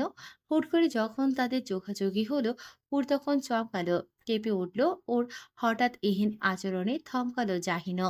মেয়েটি পোশাক বদলে এসেছে, সুন্দর লাগছে ভীষণ। মায়া মায়া অনুভব হতেই জাহিন এগিয়ে এলো। তারপর গায়ের ওড়নাটি টেনে ধরে মাথায় ঘোমটার মতন টেনে দিল। ঠোঁটে হাসি রেখে বলল, এবার নতুন বউ লাগছে। কথা দিচ্ছি, আজকের দিনটির জন্য আজীবন কৃতজ্ঞ থাকবো। পরের দিনগুলো আনন্দে কাটছিল। একটু একটু করে স্বাভাবিকতা ফিরে পাচ্ছিল সে। জাহিন যেহেতু ঢাকায় ব্যবসা করে, তাই নিয়মিত সেখানে যাতায়াত করতে হয় তাকে। সেজন্য মেয়েটির অপেক্ষা একটু হলেও বাড়তে থাকে। এই যে যেমন আজ 3 দিন যাবৎ মানুষটা কাছে নেই। বিছানার চাদর ভাঁজ করতে করতে জাহিনের কথাই ভাবছিল মেয়েটি। অমন সময় একজন পরিচারিকা এসে বলল, তিথি আর জুহি এসেছে। মেয়ে দুটো ভারী দুষ্ট। বিয়ের পর আর দেখা না হলেও কেমন একটা মায়া মায়া অনুভব হয় তার। ও দ্রুত বিছানা গুছিয়ে রেখে নিচে নামতে যাচ্ছিল, কিন্তু সেটি হওয়ার পূর্বেই হুড়মুড় করে ঘরে প্রবেশ করলো দুজনে। এসেই মেয়েটাকে পেছন থেকে আগলে ধরলো, একসাথে বলল। ভাবি যান। দুজন এমনভাবে চেপে ধরেছে যে মেয়েটি নড়াচড়া করতেও পারছে না। কয়েক সেকেন্ড বাদে হাত আলগা করলো ওরা। অনেকটা হাঁপানোর মতো করে হুড় বলল, তোমরা তো ভয় পাইয়ে দিয়েছিলে। কেন কেন? ভাইয়া বুঝি এভাবে জড়িয়ে ধরে? ইঙ্গিত করে হাসল জুহি। হুড় লজ্জায় মাথা নামালো, প্রসঙ্গ বদলাতে বলল। কখন এসেছো? মাত্রই। বলে আরো একবার হুড়কে জড়িয়ে ধরল জুহি। তারপর কয়েক মুহূর্ত কেটে গেল। তিথি এসে থেকে মেয়েটিকে ভালো মতন লক্ষ্য করছিল, এবার চেঁচিয়ে উঠল। পেয়েছি। ও এমনভাবে বলল যে জুহি আর হুড় দুজনেই ভরকালো। বোঝার প্রয়াসে তাকিয়ে রইল। দুষ্টু মেয়েটা এগিয়ে এসে হুড়ের গলার কিছুটা নিচে স্পর্শ করে বলল, উহ, সে এত জোস একটা লাভ পায়। ভাইয়ার ভালোবাসা তো চিহ্নের মতো ফুটে উঠেছে। জায়গাটা ঢাকার প্রয়াসে দ্রুত কামিজ টেনে ধরল হুড়। এবার তিথির সাথে যোগ হলো জুহিও। কই দেখি তো। ফর্সা ত্বকে চিহ্নটা কিছুটা গাঢ়ভাবে বসে গিয়েছে। মেয়েটি কেমন অস্বস্তি অনুভব করলো। এই দুষ্টু মেয়ে দুটো এসেই শুরু করেছে। না জানি তার পুরো দিনটা কতটা লজ্জায় কাটাতে হবে। হুড়ের আশঙ্কা সত্যি হলো না। আড়ালে দুজন দুষ্টুমি করলেও সকলের মাঝে একদমই দুষ্টুমি করলো না তারা। ওরা বরং সবার সাথে মিলেমিশে নাস্তা করলো, গল্প করলো, একসঙ্গে মুভিও দেখলো। এক পর্যায়ে ঘড়ির কাঁটা পৌঁছালো 11টায়। এই সময়ে জাহিন তাকে কল করে থাকে। দুই মূর্তির থেকে সাময়িক বিদায় দিয়ে ঘরে পৌঁছালো ও। ফোন নিয়ে চলাফেরার অভ্যাস তার নেই, তাই বিছানার একপাশেই ফোনটি পড়ে আছে। সমস্ত ঘরে সূর্যের আলো এসে ভরে গিয়েছে। বারান্দায় লাগানো ফুল গাছগুলো থেকে মিষ্টি ঘ্রাণ নাকে এসে স্পর্শ করে যায়। কয়েক মুহূর্ত অপেক্ষার পরই কাঙ্ক্ষিত কলটি আসে। গতরাতে ভীষণ পরিশ্রম গিয়েছে, তাই জাহিনের ঘুম ভেঙেছে মাত্রই। ও আদুরে গলায় ডাকে। হুর, জবাবে মৃদু সুরে মেয়েটি পড়ে। হুম, খাবার খেয়েছো? খেয়েছি। তারপর একটু স্থিরতা। মেয়েটি সময় নেয় কয়েক সেকেন্ড, মৃদু সুরে ঠোঁট নাড়িয়ে শোধায়, আপনি খেয়েছেন? হুম, মাত্রই ঘুম থেকে উঠেছি। এত বেলা করে শরীর ঠিক আছে? শেষ বাক্যটি বলার সময় তীক্ষ্ণ একটি ভাঁজ সৃষ্টি হলো মেয়েটির ললাটে। ও চাতক পাখির মতন উত্তরের অপেক্ষায় চেয়ে রয়। সেই অপেক্ষা ভেঙে জাহিন বলে, গত রাতে পুরোটাই জেগেছিলাম, অনেক কাজ ছিল। এই মুহূর্তে মেয়েটি কি বলবে বুঝতে পারে না। ও মৌনই ডুবে রয়। জাহিন পুনরায় বলে, সব ঠিকঠাক যাচ্ছে তো? হ্যাঁ। বলেই তিথি আর জুহির কথা স্মরণ হয়। ও আরো বলে, সকালে তিথি আর জুহি এসেছে। দুষ্টু মেয়ে দুটো এসেছে। স্কুল বন্ধ সেই সুযোগে এসেছে। তোমাকে তো তাহলে খুব জ্বালাবে। না না, ওরা তো জ্বালায় না, শুধু বলে একটু থামে হুর। আরশি বরাবর বসে থাকায় নিজের মুখশ্রীর দেখা মিলে, যা দেখে নিজেই লজ্জায় রাঙা হয়। শুধু কি? বললে না তো? না মানে শুকনো ঢোক গিলে মেয়েটি, গলাটা কেমন যেন শুকিয়ে এসেছে। স্বামীর সাথে একটা সাধারণ বিষয় শেয়ার করতে গিয়েও বুকের ভেতরটা কেমন ধিম ধিম করে। ও বুক ভরে সমীকরণ টেনে নেয়, তারপর চোখ দুটি মুদিত করে একদমে বলে, শুধু লাভ বাইট নিয়ে বলেছিল। সেদিন গলার কিছুটা নিচে যে চিহ্নটা হয়েছিল, ওটা নিয়ে বলেছিল। এই মুহূর্তে পৃথিবীর সমস্ত লজ্জা যেন হুড়কে স্পর্শ করে গেল। স্বাভাবিক বৈবাহিক সম্পর্কে আছে তারা, তবু এই কথাগুলো বলতে গিয়ে ওর বুক কাঁপছিল। এত দূরে থেকেও জাহিন যেন ওর লজ্জায় রাঙা মুখ, কাঁপতে থাকা ঠোঁট, ভরকানো চোখের দৃষ্টি সব যেন বুঝতে পারছিল। তাই তো ঠোঁটের করে মসৃণ এক হাসির উদয় ঘটেছে। ওরের মনে হলো যখন তখন মাথা ঘুরিয়ে পড়ে যাবে, তাই নিজেকে শীতল করে বলল, আপনি তো নাস্তা করেননি, উঠে নাস্তা করে নিন। কয়েক সেকেন্ডের নীরবতা, মেয়েটির জবাবের অপেক্ষায়। ওপাশ থেকে জবাব না এলে সে কল কাটতে পারবে না, তার তো সেই সাধ্য হবে না। এদিকে মানুষটা চুপ করে আছে, অসহ্য ভালো লাগায় বোধ হয়ে আছে হুরের সমস্ত মন। সে অপেক্ষা করতে পারছে না, তাই আবারও বলল। রাখবো এখন? শান্ত মোহনীয় গলায় ওপাশের ব্যক্তিটিও বলল। রাখো। তারপর কল কেটে দিল মেয়েটি। জাহিদ তখনও এক বুক সুখ নিয়ে বিছানায় বসে আছে। জানালায় থাকা সফেদ পর্দা ভেদ করে এক চিলতে রোদ এসে তাকে স্পর্শ করে যাচ্ছে। ভালো লাগায় শরীর মন দুটোই মোহগ্রস্ত। এই সুন্দর সময়টা আরো বেশি পরিপক্কতা পেত যদি এই মুহূর্তে প্রিয়তমাকে স্বীয় পক্ষে টেনে নিতে পারত। তখন হয়তো আর কোনো অপূর্ণতা থাকতো না তার জীবনে। কিন্তু হায় আফসোস, প্রিয়তমা যে তার থেকে বহুদূরে। এই দূরত্ব ভেদ করে প্রিয় স্ত্রীকে কাছে টানতে পারছে না সে। খোলা আকাশের নিচে বসে আছে হুর আর জাহিন। বেশ কয়েকটা দিন দূরত্ব গিয়ে ওদের তারপর একদিনের কাছে আসা। আজ আবারও দূরত্ব বাড়বে, সেজন্যই কিনা মানুষটার সাথে যতটা পারা যায় সময় কাটিয়ে নিচ্ছে মেয়েটি। তার পরনে হালকা নীল রঙের থ্রি পিস, ফর্সা শরীরে মনে হচ্ছে আকাশ এসে আটকে পড়েছে। এক দৃষ্টিতে মেয়েটিকে দেখছিল জাহিন, তার প্রিয়তমা, তার স্ত্রী। এই শব্দটায় অন্যরকম জাদু আছে, আছে পবিত্রতা। আজ তারা এত কাছে বসে আছে, চাইলেই একে অপরকে স্পর্শ করতে পারছে। এতে পাপ নেই। এই পাপ নেই শব্দটির পেছনে রয়েছে তিন কবুলের শক্তি। জাহিন যখন এক দৃষ্টিতে চেয়ে আছে, হুর তখন অন্যমনস্ক হয়ে পাশের গাছটিকে দেখছে, যেখানে একটি পাখির বাসা, অথচ কোনো পাখি নেই। নিশ্চয়ই তারা বেড়াতে বের হয়েছে, ঠিক তাদের মতন। আচ্ছা, পাখিরও কি সুন্দর একটা সংসার হয়? হয়তো হয়। হুর সেভাবে ভেবে দেখেনি। আজ ভাবতে ভালো লাগছে, হয়তো মানুষটা পাশে আছে বলেই ভাবতে ভালো লাগছে। এত সময় ধরে চেয়ে থেকে থেকে জাহিনের ঘোর বৃদ্ধি পেল। ও কিঞ্চিত অগ্রসর হয়ে শক্ত হাতখানায় দ্বারা প্রেয়সীকে আগলে নিল। সেই আগলে ধরা হাত কোমরের কাছটা ছুঁয়ে যেতেই মেয়েটির সমস্ত দেহ থরথর করে কেঁপে উঠল। ত্বরান্বিত হতে চাইল সে। অস্বস্তি ও ভালো লাগার মিশ্রণে গলা শুকিয়ে এসেছে।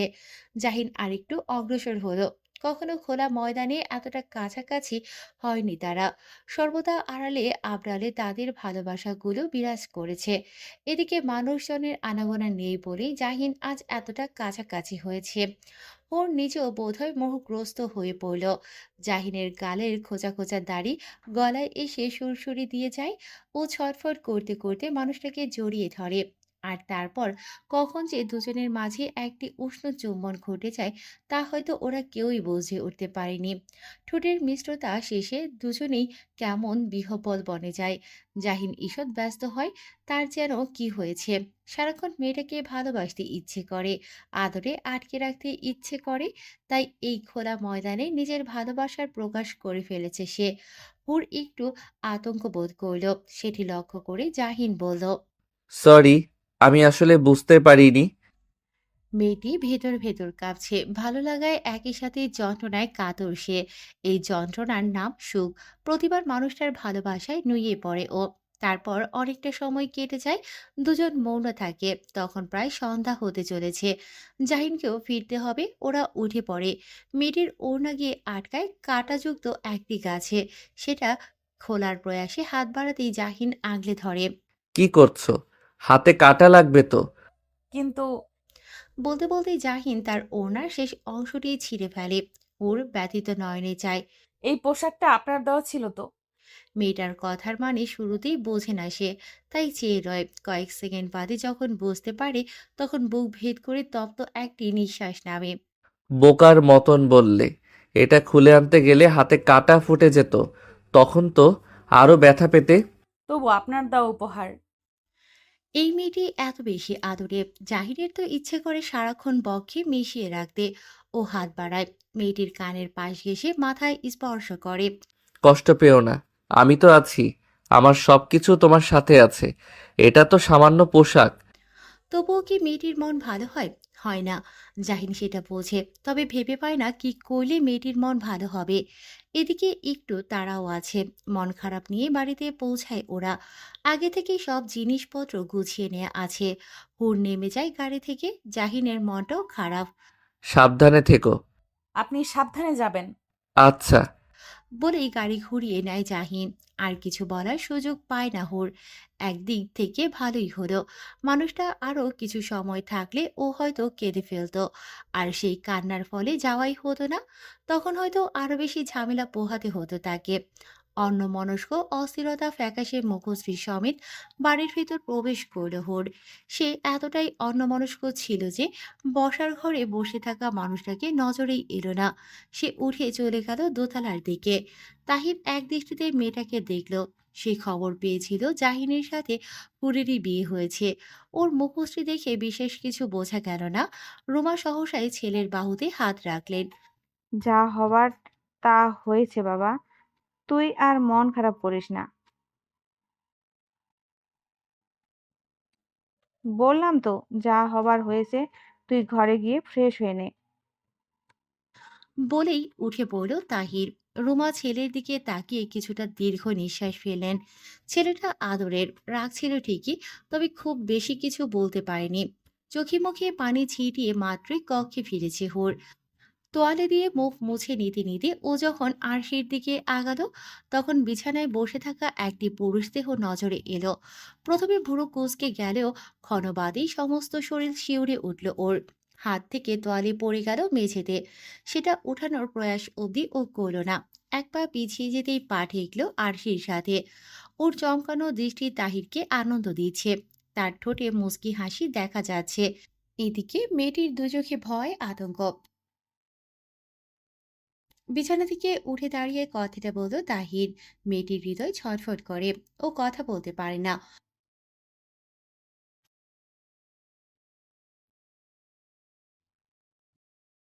বলতে বলতে কাছে চলে আসে তাহির। হুড়ের কান্না পায়, তবে গলা দিয়ে কথা আসে না।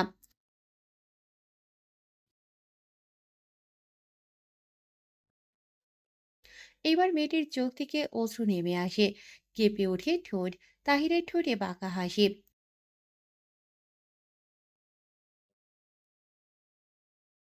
বলতে বলতে মেয়েটির গাল স্পর্শ করে তাহির।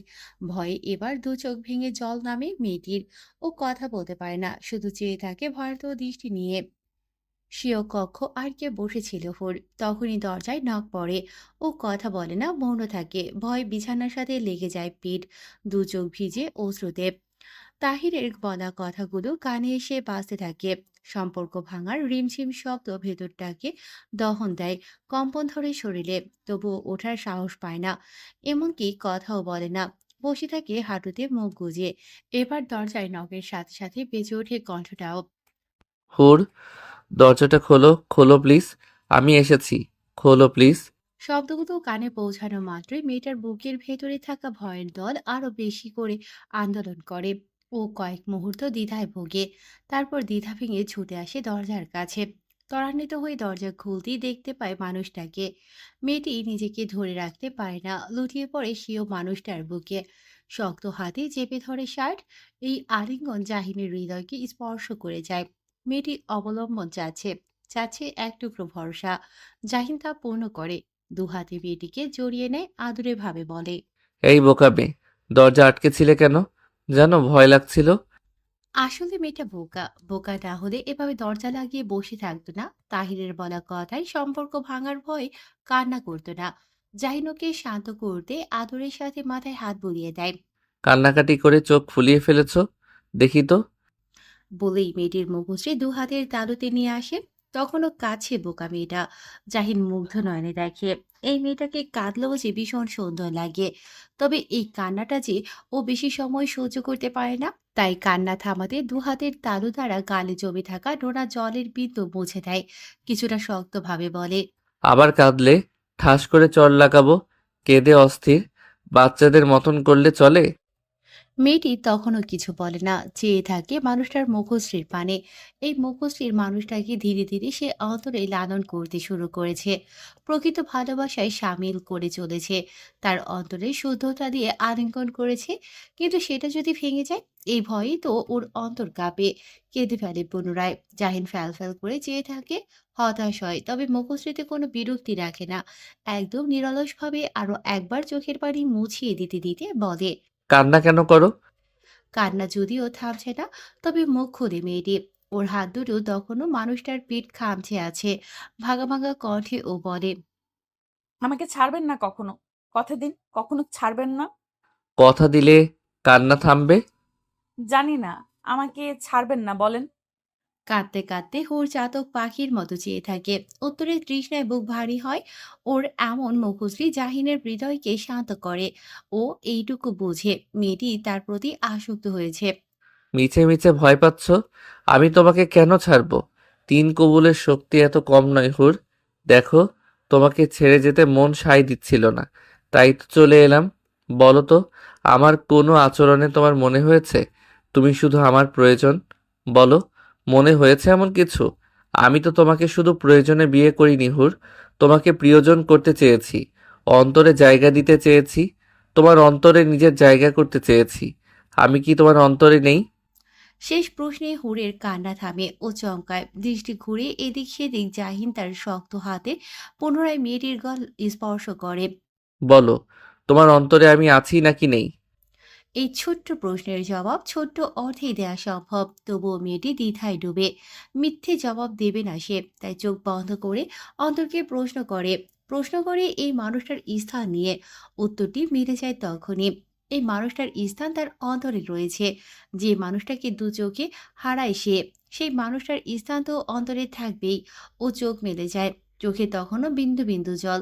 হাতের বাঁধন আরো বেশি শক্ত করে ও।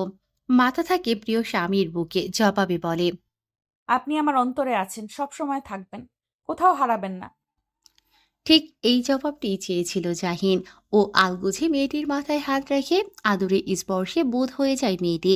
জাহিন চায় না তাদের এই সুন্দর মুহূর্ত আর কোনো তৃতীয় ব্যক্তির আগমন হোক। তাই সে চুপ থাকে, কোনো প্রশ্ন করে না, বরং ভরসা দেয়। বোঝায় তার হৃদয়ে মেয়েটির বিস্তার ঠিক কতখানি। সেদিনটা ভালোভাবেই কেটেছে হুরের। ভালো লাগছে না অজুহাতে সে ঘরেই ছিল। জাহিন নিজেই খাবার নিয়ে এসেছিল। রাতের খাবার খেয়ে সে আর বের হয়নি।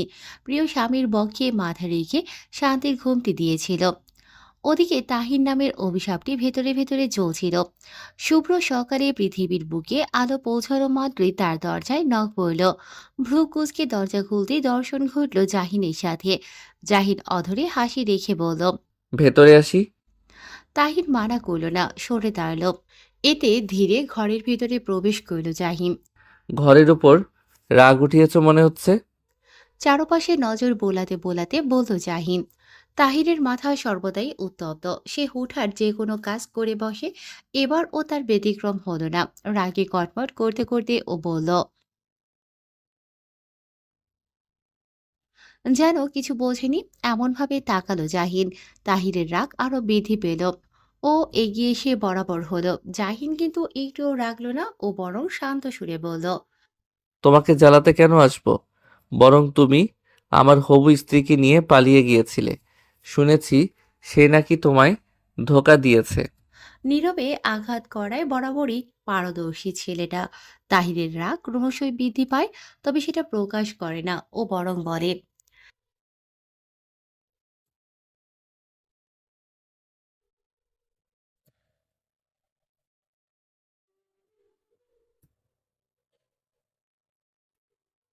তাহিরের দৃষ্টি ও কণ্ঠে বিদ্রুপ। ছোট থেকে জাহিনকে সহ্য করতে পারে না সে। জাহিনের প্রিয় সবকিছুতেই ও নজর। যদিও এবার ঘটনা উল্টোই হয়েছে। জাহিন হেসে এগিয়ে আসে। তাহিরের শার্টের গলায় ঠিক নেই, সেটাই ঠিক করে দিয়ে দু বাহুতে স্পর্শ করে। আমি কিন্তু রাগ করিনি, বরং কষ্ট হচ্ছে তুমি ধোঁকা খেয়েছো বলে। তাহির রাগে ফোঁস করে ওঠে। এদিকে বিজয়ের হাসি নিয়ে প্রস্থান করে জাহিন। ফিওনার সাথে ওর বিয়ের বিষয়টা ছিল ছোট্ট একটা গেম, যা তাহির টেরও পায়নি। তাহির থাকাকালীন সময়ে হুরের সাথে ওর বিয়েটা অসম্ভব হয়ে উঠত। তাই ফিওনার সাথে বিয়ের নাটকটা করে সে। তাহির ভেবেছিল তার জালে পা দিয়েছে ফিওনা, অথচ বিষয়টা ছিল উল্টো। ফিওনা নয়, বরং তাহিরই জালে পা দিয়েছিল। যেই জালটা ছিল স্বয়ং জাহিনের। ও এমনই, রাগ দেখাবে না, উঁচু গলায় কথাও বলবে না, নীরবে নিজের কাজটি করে ফেলবে, অথচ শত্রুপক্ষ টেরও পাবে না। সকালের নাস্তাটি নাকচ করার কোনো উপায় নেই। জাহিন বুঝে হুরের অস্বস্তি হয়, তবুও চায় মেয়েটি স্বাভাবিক হোক, সেটাও নিজ থেকে। একই সাথে উপলব্ধি করুক তিন কবুলের শক্তিকে। রুমার সাথে গত রাতে কথা হয়েছে, তিনি জানিয়েছেন তাহির নিজের ভুলটি উপলব্ধি করতে পেরেছে। তাছাড়া ওই মেয়েটিও তো ধোঁকা দিয়েছে, এর কারণটি অবশ্য কেউ জানে না। সব শুনে জাহিন স্বাভাবিকই থেকেছে। ও চাচ্ছে না তাহির কিংবা হুরের সম্পর্কের কথাটা আর কোথাও জানাজানি হোক। এমনটি হলে হুরকে হয়তো পরবর্তীতে ছোট হতে হবে। তাই সে চুপ থেকেছে। এমনকি সিদ্ধান্ত নিয়েছে মেয়েটিকে নিয়ে ঢাকায় থাকবে। নাস্তায় টেবিলে বসে এইসবই ভাবছিল ও, তখনই রুমা ডাকলেন। খাচ্ছ না কেন? জাহিন, মন খারাপ তোমার?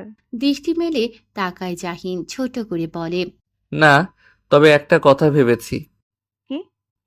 ঢাকায় ফিরবো, সাথে হুড়কেও নিব। এ কথায় ড্রয়িং রুমের পরিবেশ নীরব হয়। তাহির ভ্রু কুঁচকে তাকায়, শান্ত সুরে জাহিন বলে, কাজের চাপ তো বেড়েছে, দেখা যাবে ঠিক মতন আসতেও পারছি না। তার থেকে ভালো ও বরং আমার কাছে থাক। এই বিষয়ে ভদ্র মহিলার কিছুটা অনাগ্রহ রয়েছে। জাহিন ছোট থেকেই ঢাকায় বড় হয়েছে, খুব একটা পিছুটান নেই তার।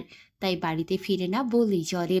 তিনি ভেবেছিলেন বউয়ের টানে হলেও এখন থেকে ছেলেটা বাড়ি ফিরবে, কিন্তু সেই পথটিও বন্ধ হবার উপক্রম।